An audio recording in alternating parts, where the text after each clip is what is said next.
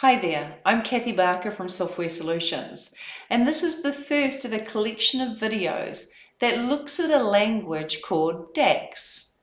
Now DAX, D-A-X, is short for Data Analysis Expressions, and it's an expression or formula or functional language that is used by both Power BI, Power Query, and Power Pivot.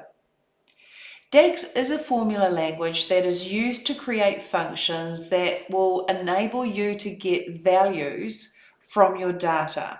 So it's going to calculate values and results that you can then use in your reports to gain insights. Now, Microsoft specifically developed DAX to support a large user base, and DAX is often easier to learn than most traditional technical languages.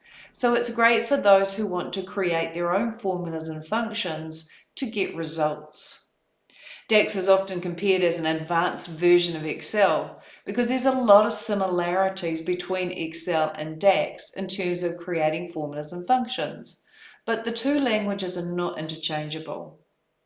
So I hope you enjoy this collection of videos as we walk through the sorts of things that you can use DAX to calculate, and I'm going to show you this with particular reference to Power BI, though you'll find that a lot of what I do in these videos also applies to Power Query and Power Pivot.